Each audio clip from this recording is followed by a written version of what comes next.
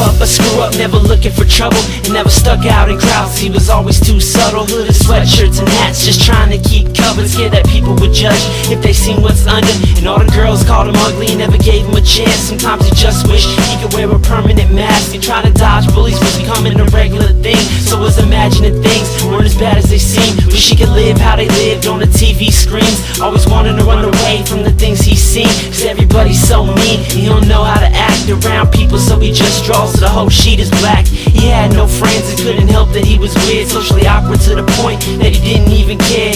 Dad always drinking, mom always working, only child down alone from the feeling of being worthless. He was an outcast to the few that knew his name, but to everyone else he was just so lame. He was nothing to the world, but it meant nothing to him. But he would still pray, and pray for a friend. And he would always beg God for things to get better, but it never did, so he lost faith altogether. And he would always get stuck in his world to pretend, and he called himself Misfit cause he didn't fit in. He never thought of his future cause it didn't look bright, and hearing his mom and dad argue was a shirt for the night. And he would cover his ears, but he could still hear the screams and the cussing and crying, always haunting his dreams. A problem to the class cause he just wouldn't focus, always staring into space with his book unopened. Teachers would stop to tell him he would never be nothing, but he never knew that he had any other option. Girls would play tricks on him, acting like they liked him, and he would fall so hard he wouldn't even sight it. Till they all got together, told him to joke and they laughed. Well, they went to the bathroom, cried out everything he had, so he just stopped trying and gave in to the thought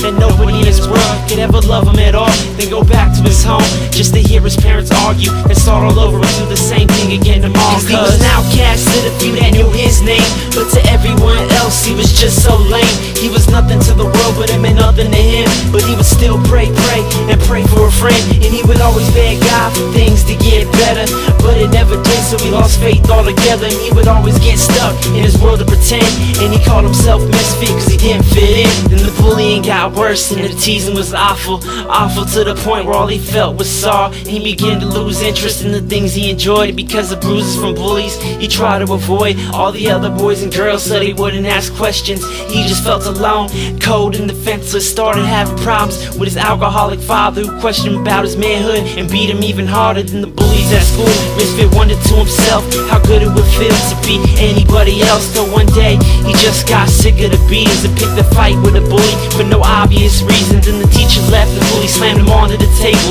said, "I'm gonna kill you." Misfit said, "Do me the favor." Bully lost his temper and beat him uncontrollably, choked him and told another classmate to hold his feet, threw him on the ground. Others joined and kicked him. The rest of the class laughed and didn't pay attention.